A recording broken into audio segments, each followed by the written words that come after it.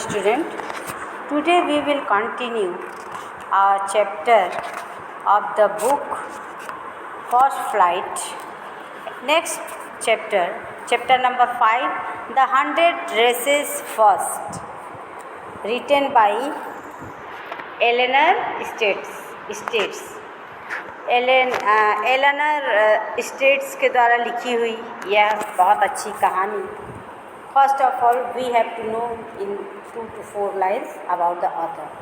एलेनर States was an American children author. एक children बच्चों की अमेरिकन लेखिका थी. एंड अ चिल्ड्रंस लाइब्रेरियन, और बच्चों की ही पुस्तकालय अध्यक्ष भी थी. Her book Ginger Pye won the Newbery medal, और उसकी किताबें जिंजर पायर ने नेवारी मेडल भी जीती थी.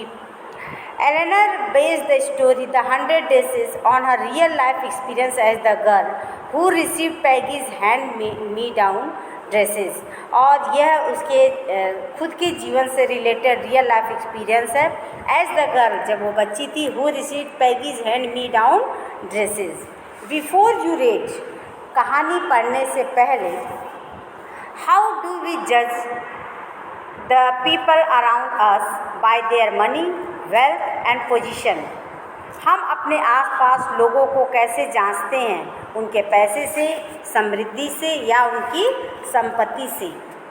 Wanda Petronski is a young Polish girl, or is there something of more enduring value to look for in a person, या फिर कुछ और लंबे समय तक चलने वाले मूल्य हैं जिन्हें हम एक इंसान में देख सकते हैं. This story is a sensitive account of how a poor young girl is judged by her classmates.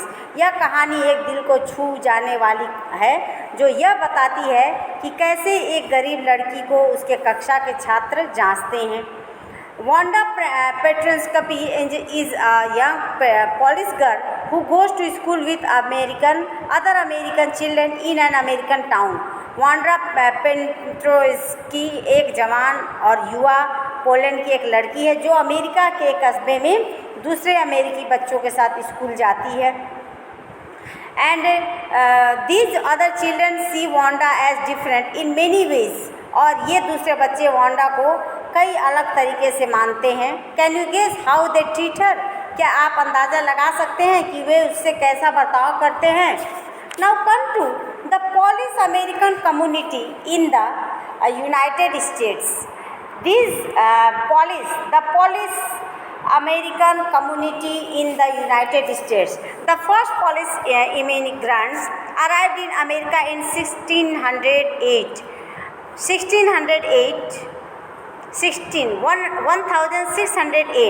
But the largest wave of Polish immigration occurred in the early 20th century when more than 1 million Poles migrated to the United States. संयुक्त राज्य में polish American समुदाय हुआ करती थी जो America में था, और 1608 में सबसे पहले पोलिश अप्रवासी अमेरिका में आए. परंतु पोलिश अप्रवासियों की सबसे बड़ी लहर 20वीं शताब्दी की शुरुआत में आई, जब 1 अरब से भी अधिक पोलैंड के प्रवासी अमेरिका में आकर बस गए. When more than the 1 million Poles migrated to United States, the Polish state did not exist at that time. और पोलिश राज्य उस समय तक स्थापित नहीं हुआ था. The Polish state did not exist at that time, and the immigrants were identified according to their country of origin rather than to ethnicity. और जब नहीं हुआ था तो अप्रवासियों की जो पहचान थी उनकी जाति के बजाय उनके देश की मूलता से होती थी.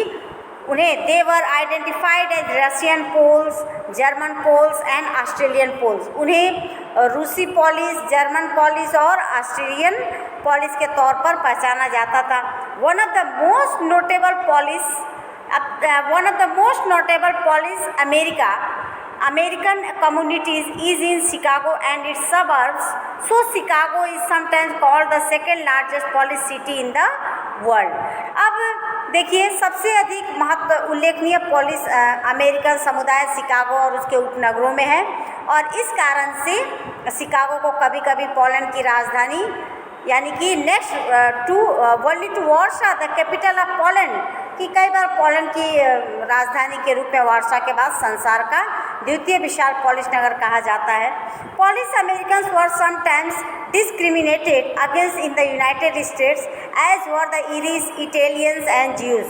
और पोलिश जितने भी वहाँ लोग थे, जो पोलिश अमेरिकन लोगों को कभी कभी आयरिश, इटालियन और ज्यू लोगों की भांति संयुक्त राज्य से अलग माना जाता था।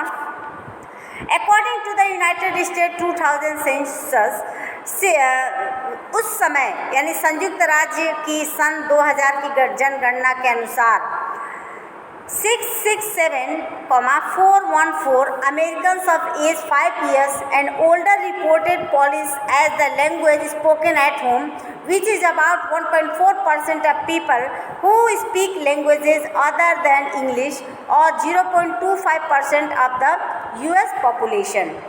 5 वर्ष और उससे अधिक अमेरिकन बच्चे घर पर पोलिश भाषा बोलते थे, जो कि अंग्रेजी के अलावा दूसरी भाषा बोलने वाले लोगों का लगभग 1.4% है, और या कुल संयुक्त राज्य की जनसंख्या 0.25% है।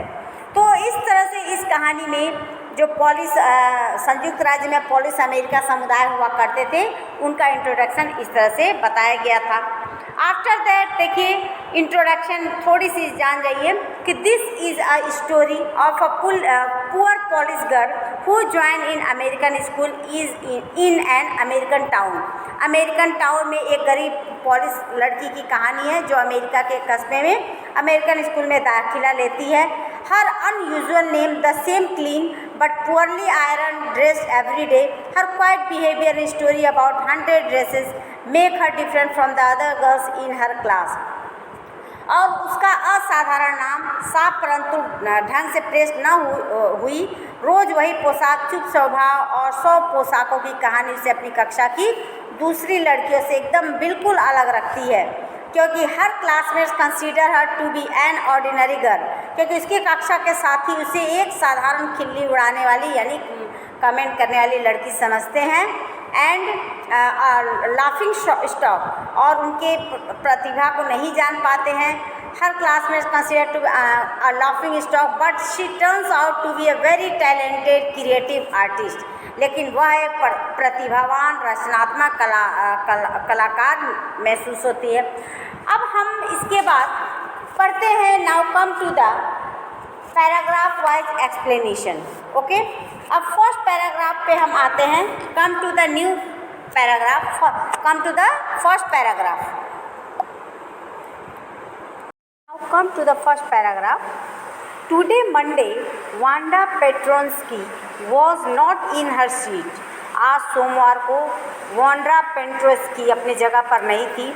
But nobody, not even Peggy and Madeline, परंतु किसी ने भी, नहीं पैगी और मेडलिन ने, the girl who started all the fun noticed her absence, वे लड़कियां जिन्होंने वह मजाक शुरू किया था उसकी अनुपस्थिति को महसूस किया। Usually Wanda sat in the seat next to the last seat in the last room row in the room 13, और अधिकतर वांडा कमरा नंबर 13 की आखिरी कतार की आखिरी सीट से अगली वाली सीट पर बैठती थी। She sat in the corner of the room where the rough boys who did not make good marks sat, the corner of the room where there was most scuffling of feet, most roars of laughter when anything funny was said, and most mud and dirt on the floor। और वह कमरे के कोने में बैठती थी जहाँ पर कम अंक पाने वाले बैड बॉयज बैठा करते थे, और कमरे का वह कोना वहाँ जूते के घिसटने की सबसे ज़्यादा आवाज़, और यदि कुछ मजाकिया बात होती भी थी तो हंसी के ठहाकों की सबसे ज़्यादा आवाज़ वहीं से आती थी। और जहाँ पर फर्श पर क्या था, must mud and dirt on the floor, और जहाँ पर फर्श पर कीचड़ और धूल सबसे अधिक होती थी, वहीं कोने में मैं बैठते थे हम। यानी कि Wanda did not sit there because she was rough and noisy. Wanda वहाँ पर इसलिए नहीं बैठी थी क्योंकि वो बहुत ही रूखी और शोर मचाने वाली प्लेस थी।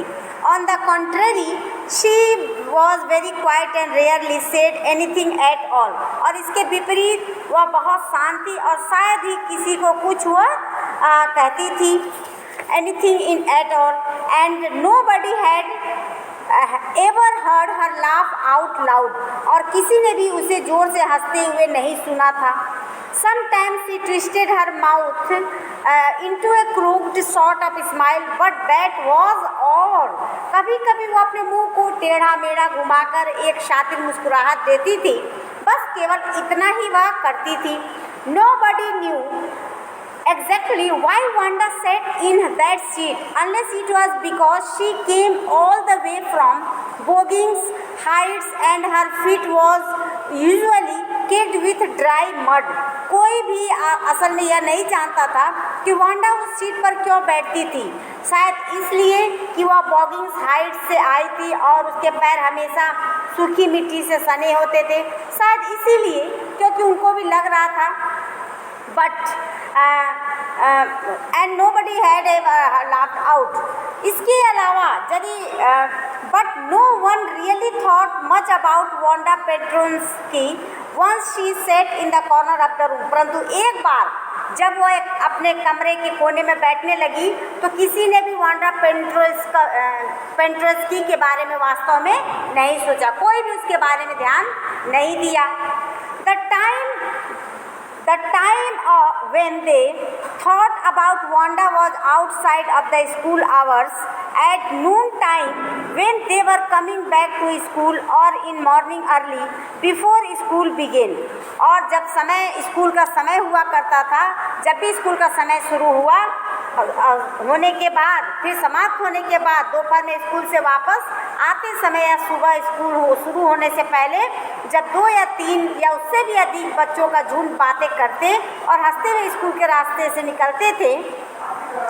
When groups of 2 or 3 or even more would be talking and laughing on their way to the schoolyards, और उस समय then sometimes they walked for Wanda to have fun with her। उस समय पर उन्हें वांडा का ध्यान आता था और शायद वांडा भी उनके साथ अपना समय बिता पाए, ऐसा वो सभी महसूस करते थे। Then the time और जब इन लोगों में आपस में बातचीत हो जाती थी और the next day, तब कभी कभी क्या करते थे, on Tuesday जब स्कूल से the next day Tuesday Wanda was not in school either and nobody noticed her absence again। जब कभी कभी वे वांडा का इंतज़ार करते थे और उसका मजाक उड़ाने के लिए, तो अगले दिन मंगलवार को भी वांडा स्कूल में उपस्थित नहीं थी और किसी ने भी फिर से उसकी अनुपस्थिति महसूस नहीं की कि वो आई है या नहीं, ऐसा किसी ने महसूस भी नहीं किया। But on Wednesday Peggy and Maddie who sat down with other children who got good marks and who did not track in a whole lot of mud, did notice that Wanda was not there। लेकिन बुधवार को पैगी और Maddie, जो अच्छे अंक पाने वाले बच्चों के साथ आगे बैठती थी और जिनके ऊपर मिट्टी का जरा सा भी निशान नहीं था, अचानक वांडा की अनुपस्थिति को इन्होंने एहसास किया और उस समय नहीं आई थी, ऐसा उनको भी महसूस हुआ। Peggy was the most popular girl in the school. Peggy school की सबसे मशहूर लड़की थी। She was pretty, she had many pretty clothes and her hair was curly. वह बहुत खूबसूरत थी, उसके पास सुंदर कपड़े थे और उसके बाल भी घुंघरैले थे। Maddie was her closest friend और मेडी उसकी सबसे गहरी मित्र थी।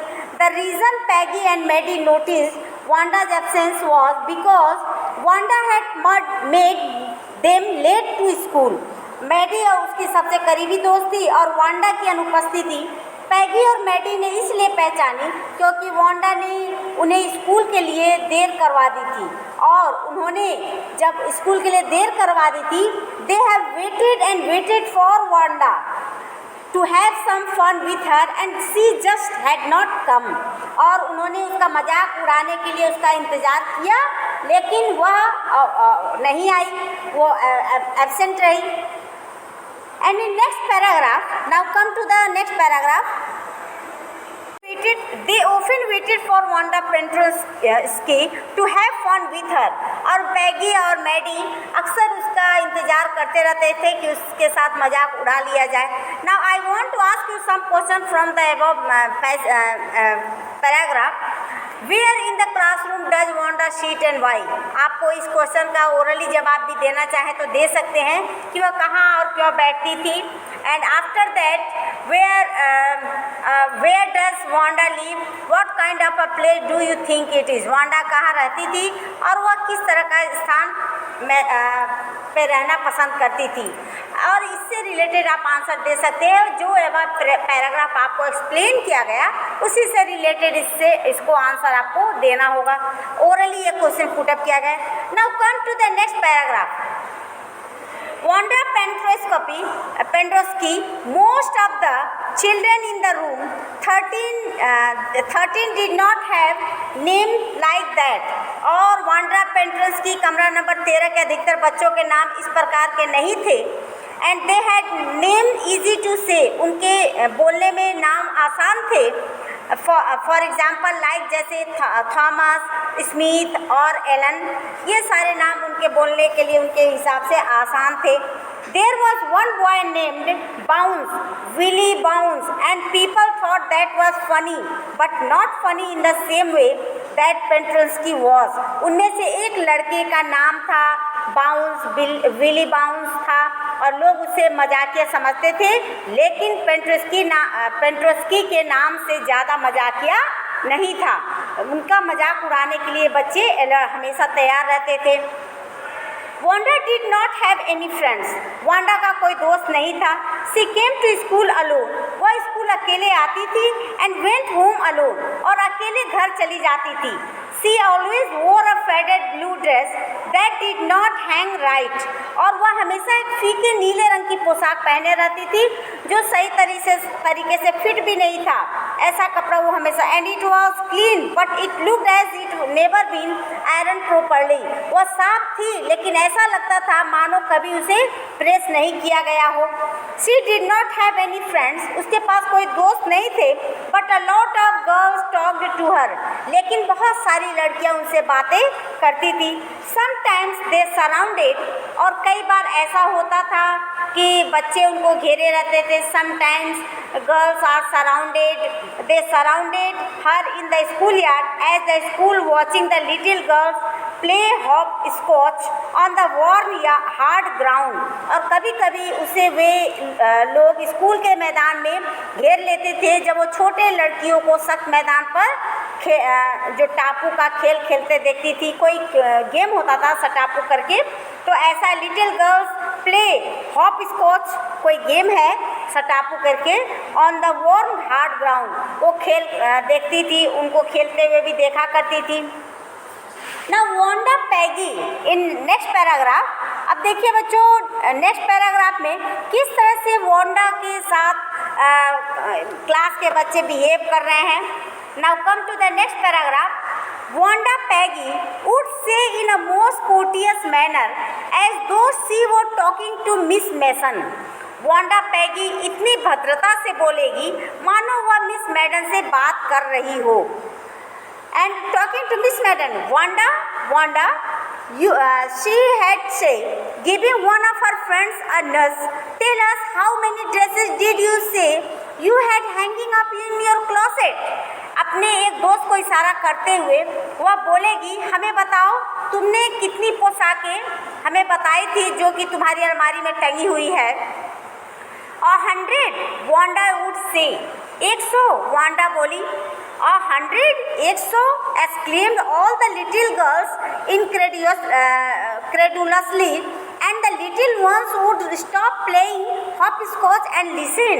सभी छोटी लड़कियां बात पर यकीन न करते हुए चिल्लाई और छोटे बच्चे जो उछल कूद खेल रहे थे बंद करके उसको सुनने लगे। ये 100 all lined up said Wanda. हाँ 100 सभी एक कतार में, वांडा ने कहा। Then her thin lips drew together in the silence, तब उसके पतले ओठ चुप्पी से चिपक जाते हैं, साइलेंस हो गया, मौन हो गया। What are they like all silk I bet said Peggy, वे सब किस तरह के हैं, सभी रेशमी होंगी, शर्त लगाती हूँ, पैगी ने कहा। ये हाँ, ऑल सिल्क ऑल कलर्स, सभी रेशमी है और सभी रंगों की हैं। वेलवेट टू, मखमल की भी है। येस वेलवेट टू, हाँ मखमल के भी है। 100 ड्रेसेस, 100 पोशाकें। वांडा वुड रिप्लाई स्टोलिडली, वांडा ने भाव शून्य तरीके से बातों को फिर से दोहराया और कहा कि हाँ 100 ड्रेसेस हैं। All lined up in my closet, सभी मेरी अलमारी में एक कतार में लगी हुई है। Then they had let her go, और उसके बाद तब वे सभी उसे जाने देते हैं। And then before she had gone very far they could not help bursting into shrieks and peals of laughter, और जब वो ज़्यादा दूर तक नहीं गई होती है तो वे कानभेदी और जोर की हंसी से फट पड़ने से अपने आप को नहीं रोक पाती हैं। 100 ड्रेसेस, 100 पोशाकें, obviously the only dress Wanda had was the blue one she wore every day. So why did she say she had 100? What a story! वास्तव में वांडा के पास तो केवल पोशाक भी थी, वह थी नीली वाली जो हर रोज वो पहनती थी, तो वो क्यों कहती थी कि उसके पास 100 है। इसके पीछे क्या कहानी, what a story. How many shoes did you say you had? 60 pairs, all lined up in my closet. और जूते की बात अब आई, उसने बताया 60 जोड़े और वो भी सभी मेरे अलमारी में है।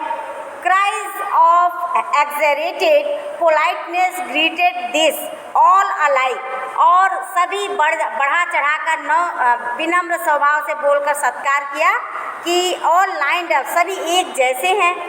और इस तरह से अरे नहीं, इसके लिए oh know every pair is different, तब क्या कहा कि अरे नहीं, एक जोड़ा अलग, एक जोड़ा अलग अलग है। एंड ऑल कलर्स, सभी रंगों के हैं। एंड ऑल लाइंड अप, और सभी एक कतार में हैं। तो इस तरह से उसने अपने ड्रेसेस के बारे में और अपने जूतों के बारे में वहाँ के बच्चों को बताया। नाउ